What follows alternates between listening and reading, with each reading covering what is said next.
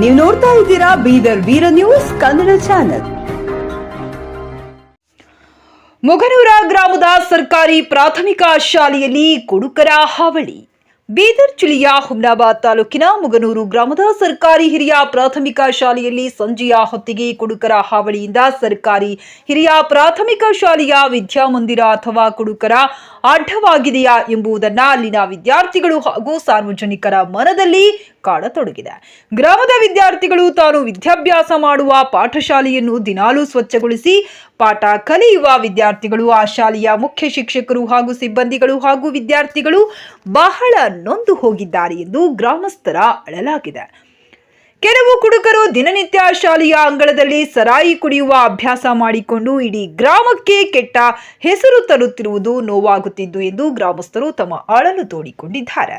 ಈ ವಿಷಯದ ಬಗ್ಗೆ ಗ್ರಾಮಸ್ಥರು ಹಾಗೂ ಪಾಲಕರು ಎಚ್ಚೆತ್ತುಕೊಂಡು ಕೂಡಲೇ ಇಂತಹ ಶಾಲೆಯಲ್ಲಿ ಪದೇ ಪದೇ ಆಗುತ್ತಿರುವ ಸಮಸ್ಯೆಗಳನ್ನ ಕೂಡಲೇ ನಿಲ್ಲಿಸಬೇಕು. ಆ ಕುಡುಕರು ಯಾರೇ ಆಗಲಿ ಅವರನ್ನ ಬುದ್ಧಿವಾದ ಹೇಳಿ ಒಂದು ವೇಳೆ ಕೇಳದೇ ಇದ್ದಲ್ಲಿ ಅವರನ್ನು ಕಾನೂನು ರೀತಿ ಕ್ರಮ ತೆಗೆದುಕೊಳ್ಳಬೇಕೆಂದು ಅಲ್ಲಿನ ವಿದ್ಯಾರ್ಥಿಗಳು ಹಾಗೂ ಮುಖ್ಯ ಶಿಕ್ಷಕರು, ಗ್ರಾಮಸ್ಥರು, ವಿದ್ಯಾರ್ಥಿಗಳ ಪಾಲಕರು ಮಾಧ್ಯಮಗಳ ಮುಂದೆ ಮನವಿ ಮಾಡಿಕೊಂಡಿದ್ದಾರೆ. ಹೈರಾಣಾಗಿ ಎಲ್ಲ ಮಾಡ್ಕೊಳತ್ತಿದ್ದೇವ್. ಏನ್ ಗಣಿಸಿದ್ದೇವ ನಾವ್ ಇದೆಲ್ಲ ಮಾಡ್ಲಾಕ? ಹೆಂಡಿ ತಿಂದಾರ ಅವರು ಅನ್ನ ಬಿಟ್ಟು. ಇಲ್ಲ ಕುಂತುರ್ರೆ ಇದು ತೆಕ್ಕೊಳ್ ಒಯ್ಲಾಕೇನು ಕೈಗೇನು ಬೇಮರಿ ಬಂದದ ಅವರಿಗೆ.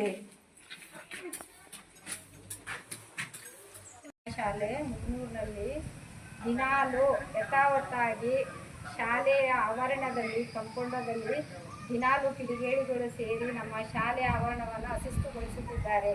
ನಾನಾ ರೀತಿಯ ವಿಷಕಾರಿ ಆಗಿರ್ತಕ್ಕಂಥ ಬಾಟಲ್ಗಳನ್ನು ಎಸೆದು, ಕಿಟಕಿಗಳನ್ನು ಒಡೆದು, ರೂಮಿನಲ್ಲಿ ಹೋಗಿ